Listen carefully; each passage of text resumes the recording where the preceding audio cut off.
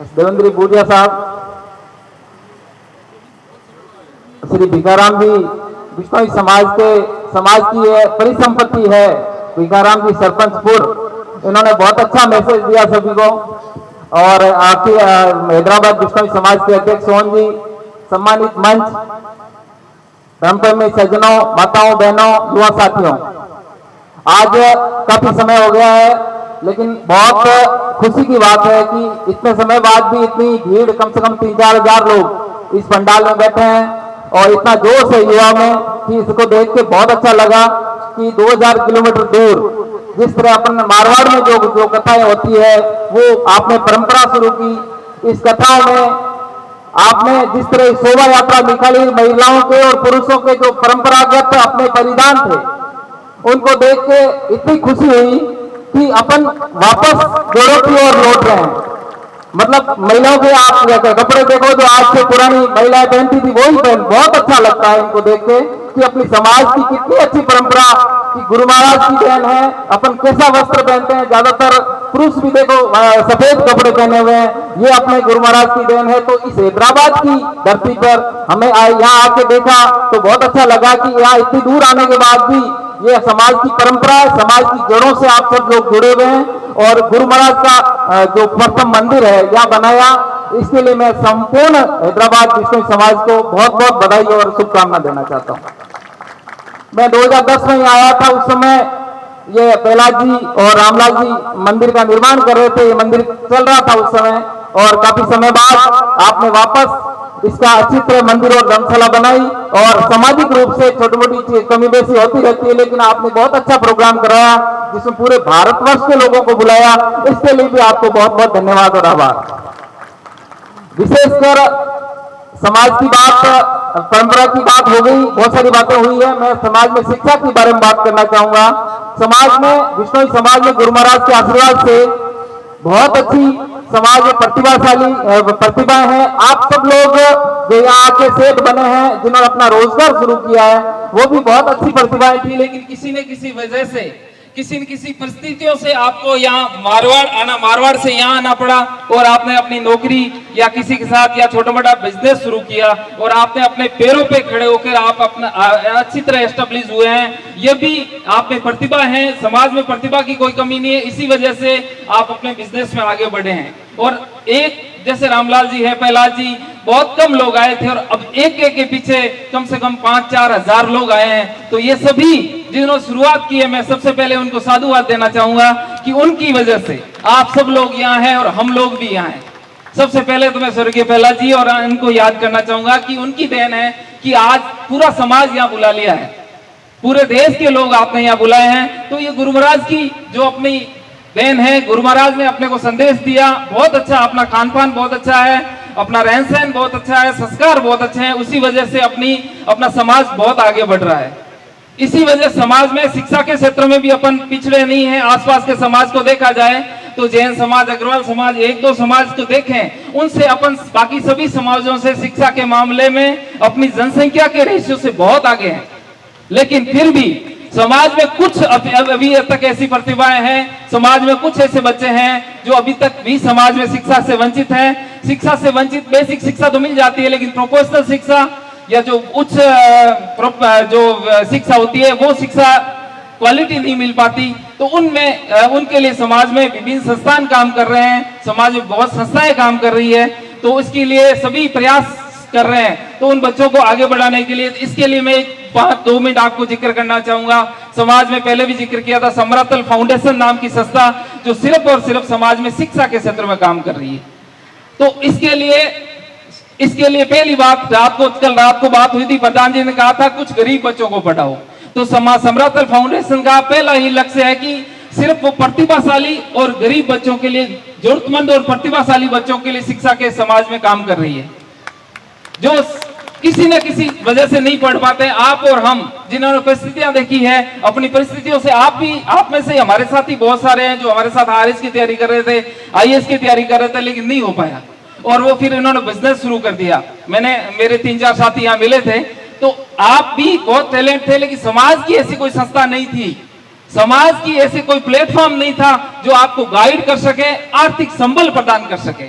उसी प्लेटफॉर्म को कमी को देखते हुए समाज में शिक्षा के क्षेत्र में एक पायनियर संस्था समरातल फाउंडेशन की स्थापना 2017 में की, कुछ बुद्धिजीवियों ने मिलकर, क्योंकि हमने खुद परिस्थितियां देखी थी और उसके बाद हमने एक दो प्रायोगिक तौर पे देखा कि किसी प्रकार गरीब बच्चा है, यदि अपने आप नहीं पढ़ा रहा, टैलेंट है, तो उसको अपन अपने खर्चे पे 2-5 मित्रों ने हमने शुरू किया, उनको कोटा भेजा, एलन में एडमिशन करवाया, तो उन्होंने उनका बहुत अच्छा परिणाम रहा, उनका डॉक्टर में हुआ और जोधपुर एम्स में हुआ।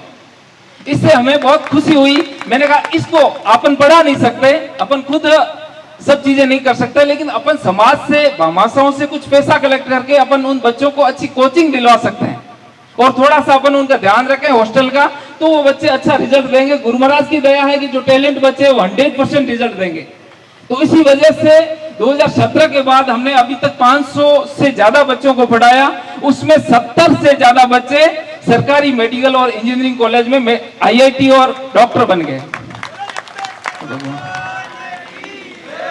उसमें 70 से ज्यादा, और बाकी बच्चे जो 500 बच्चे हैं उन वो भी अलग अलग डेंटिस्ट है, कोई आयुर्वेदिक में है, कोई होम्योपैथिक में है, कोई BSc नर्सिंग है, कोई नर्सिंग है, GNM है। एक भी बच्चा ऐसा नहीं है जो सफल नहीं हुआ, सभी बच्चे सफल हुए। और हर रिजल्ट में जो नीट का क्वालिफाई एग्जाम होता है 100% समाज के बच्चे सफल होते हैं। जैसे अपन 50 बच्चे एग्जाम दिए तो 50 भी उसमें क्वालिफाई होते हैं। तो मैं 1 मिनट में उसकी समरातल फाउंडेशन का क्राइटेरिया बताना चाहूंगा कि उसमें जरूरतमंद और प्रतिभाशाली बच्चों को अपन लेते हैं। चयन प्रोसेस क्या है, तो समाज में आजकल हर बच्चे को अपन पढ़ाते हैं तो कोटा भेजने में 2 से 3 लाख खर्चा होता है। तो समाज के सभी लोग चाहेंगे कि हमें भी पढ़ाएं। मिक्स भी आ जाते हैं, कई बार पैसे वाले भी आ जाते हैं एग्जाम देने। तो हमारा प्रोसेस ऐसा होता है कि हमने 3 चरण रखा है। एक तो उनके एकेडमिक मार्क्स, 10वीं और 12वीं के मार्क्स के आधार पे हम उनका एनालिसिस करते हैं। दूसरा, एक एग्जाम लेते हैं वहां पे। 12वीं और 10वीं में कई बार बच्चे इधर उधर से होके आ जाते हैं, लेकिन हम एग्जाम लेते हैं। हमारे एग्जाम जो किसी निष्पक्ष कोचिंग संस्थान से हम परीक्षा पेपर बनाते हैं, उस आधार पे उन बच्चों को एग्जाम दिलवाते हैं। तीसरी प्रोसेस होता है, हम इंटरव्यू लेते हैं। इंटरव्यू विश्नोई समाज के यदि लोग लेंगे तो फेवर हो जाएगा। गुंजाइश रहती है कि अपन छोटा मोटा अपने रिश्तेदारों को कुछ गुंजाइश फेवर कर सकते हैं, लेकिन हम नॉन विश्नोई प्रोफेसर होते हैं, उनको बुला के उन बच्चों का एग्जाम लिलवाते हैं। और फिर एग्जाम के बाद फाइनल मेरिट बनती है। उस मेरिट से जो निष्पक्ष लोग बनाते हैं, अपने समाज के लोग नहीं बनाते, उस मेरिट जो बिल्कुल ऑब्जेक्टिव मेरिट होती है, उस मेरिट के आधार पर फाइनल मेरिट रिजल्ट होता है। उस आधार पर हम बच्चों का चयन करते हैं, जिसमें समाज का, जैसे कोई किसी का रिश्तेदार भी है तो 2-2.5 लाख रुपए बहुत बड़ी चीज होती है। एक बच्चे को 2 से 2.5 लाख रुपए का खर्चा होता है। तो उस मेरिट से फिर बच्चे आते हैं, उनको हम कोटा और जोधपुर में रख के IIT और मेडिकल की तैयारी करवाते हैं। तो उसमें भी 3-4 कैटेगरी है। एक कैटेगरी ऐसी है जिन बच्चों को हमने, एक कैटेगरी है जिसमें बच्चों को बिल्कुल निःशुल्क पढ़ाते हैं। बिल्कुल गरीब बच्चे होते हैं, कल जैसे प्रधान जी ने बताया था आप गरीब बच्चों को पढ़ाएं, तो हमारा पहला क्राइटेरिया ऐसा है कि हम गरीबों को पढ़ाते हैं। उसमें बिल्कुल निःशुल्क इनको पढ़ाते हैं जिसके माता पिता नहीं है, पिता नहीं है विशेषकर, और BPL कैटेगरी का है जिसके परिवार की स्थिति अच्छी नहीं है, परिवार में पिता विकलांग है या ऐसी कोई परिस्थिति, उन बच्चों को बिल्कुल निःशुल्क पढ़ाते हैं। बाकी थोड़ा सेकंड कैटेगरी है जिसमें अपन 50,000 रुपए लेते हैं साल के। उसमें थोड़ी ठीक ठाक स्थिति है, परिवार में 10-15 हजार की और ठीक ठाक है, तो वो साल में, जैसे बच्चा घर पे भी है, आसपास के स्कूल में पढ़ता है, तो 30-40 हजार का खर्चा हो जाता है। उन बच्चों से 50,000 रुपए हम लेते हैं। और तीसरा, ठीक ठाक स्थिति में थोड़ा बच्चा आ भी जाता है तो उससे 75,000 रुपए लेते हैं और खाने का खर्चा पूरा लेता है, लेकिन कोचिंग संस्थान समरातल फाउंडेशन की तरफ से पूरी दिलवाते हैं। और चौथी एक D कैटेगरी है, कोई पैसे वाला भी ठीक ठाक आ गया, वैसे तो हम डिमोरलाइज करते हैं, लेकिन ठीक कंडीशन में आ गया, फिर भी हम उनको सिर्फ समरातल फाउंडेशन की तरफ से यदि लेटर भी रिकमेंड हो जाए विभिन्न कोचिंग संस्थानों को, तो भी 50% फीस में छूट मिलती है। 50 से 60% वो हम फीस छूट के लिए रिकमेंड कर देते हैं, तो भी 70 से 80 हजार रुपए का समाज को फायदा होता है। समरातल फाउंडेशन की विश्वसनीयता को देखते हुए, अच्छे कार्य को देखते हुए राजस्थान की संपूर्ण कोचिंग संस्थानों ने 50 से 60% तक छूट कर दी कि आपका बच्चा आएगा तो 50-60% हम छूट करेंगे। तो उस आधार पर समाज के बच्चों का रिकमेंडेशन करते हैं। 50-60 बच्चों का सालाना करते हैं। टोटल हम 100 से ज्यादा बच्चे मेडिकल और IIT में पढ़ाते हैं। वो भी समाज का 1,80,90 हिसाब से 1 करोड़ रुपए साल का वो समरातल फाउंडेशन की वजह से बच जाता है और वो उन बच्चों को एक अच्छा प्लेटफॉर्म मिल जाता है।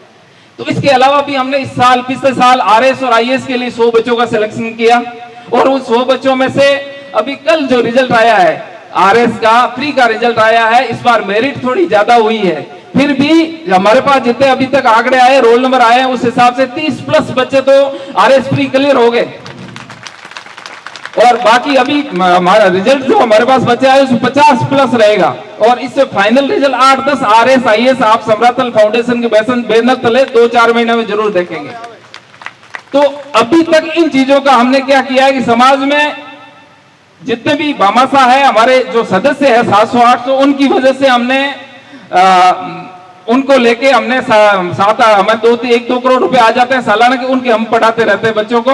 और अभी तक हमने समाज से बाहर नहीं गए कभी मांगने के लिए। आपने फोन पे दिया, कुछ भामाशाह रामलाल जी है, सोन जी है, बहुत सारे लोग हमसे फोन पे भी जुड़े हुए हैं। उस हिसाब से समरातल फाउंडेशन को सालाना सहयोग करते रहते हैं।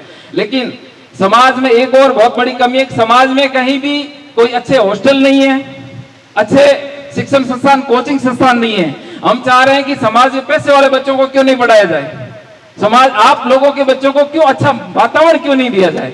इसी वजह से समरातल फाउंडेशन ने जोधपुर में एक 7 करोड़ 6 करोड़ 54 लाख से एक जमीन खरीदी और समाज के सामने एक प्रोजेक्ट पेश किया, जिसमें 500-1000 बच्चों को रहने के लिए 250-300 कमरे और हॉल और लाइब्रेरी वगैरह की हमने ऑडिटोरियम वगैरह किया, समाज में प्रोजेक्ट पेश किया। तो समाज ने 15 दिन में सिर्फ सोशल मीडिया के माध्यम से 15 से 20 करोड़ की घोषणा कर दी। और आपको बताना चाहूंगा कि 2 महीने के अंदर, हमारे पास रजिस्ट्री के लिए 6 महीने का समय था, 2 महीने के अंदर हमें 7 से 8 करोड़ रुपए दे दिए और हमने वो रजिस्ट्री करवा ली। अभी हम उस प्रोजेक्ट 25 से 30 करोड़ का प्रोजेक्ट है, उस प्रोजेक्ट से के लिए हम विभिन्न जगह गए हैं और कोशिश कर रहे हैं कि विभिन्न भामाशाहों से सहयोग लेके उसमें कमरे, हॉल वगैरह अलग अलग हम सब लोग देंगे। काफी लोगों ने यहाँ पे फोन पे भी हमें घोषणा की है, लेकिन कुछ लोगों की घोषणाएं और बाकी है, उसी वजह से हम आपसे सहयोग चाह रहे हैं। विशेषकर शिक्षा के क्षेत्र में अभी भी और बहुत सारी संस्थाएं काम कर रही है। ये एक जागरूकता है, समाज में एक पॉजिटिव संदेश है कि गुरु महाराज की अपन नियमों पे चलते हुए यदि आगे बढ़ेंगे तो हर एग्जाम में हर जगह समाज का 1% जनसंख्या है राजस्थान में, लेकिन रिजल्ट में 8 से 10% लोग आते हैं। 100 में से 10 विष्णु ही होते हैं टॉप में। हर आरएस आईएएस में 5-5, 7-7 लोग टॉप 100 में या टॉप 100 में विष्णु समाज के होते हैं। ये बहुत बड़ी अच्छी उपलब्धि है विष्णु समाज की, और गुरु महाराज की अपने जो दयन है उसकी वजह से ये सब कुछ है।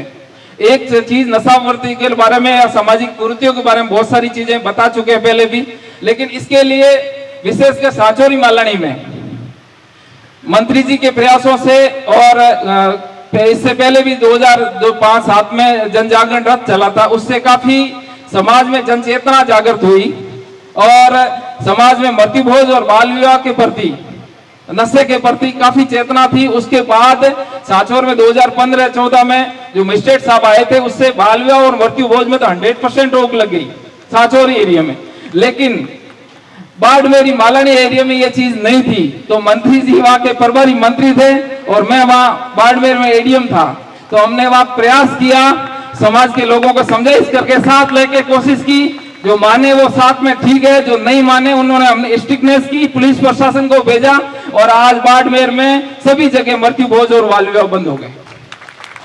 अब सबसे बड़ी बुराई जो विष्णु समाज की के लिए किसी से सबसे जिस बुराई ने विष्णु समाज को पीछे रखा, नुकसान किया है, वो नशा का है। और नशे में विशेषकर अफीम का नशा, जिसको अपन बहुत ज्यादा महिमा मंडन करते हैं, हर सभा होती है, हर मीटिंग होती है या हर सामाजिक प्रोग्राम होते हैं, उसमें अपन आगे बुलाते हैं और सार्वजनिक रूप से मनवार करते हैं, उसको बिल्कुल खुला कर दिया।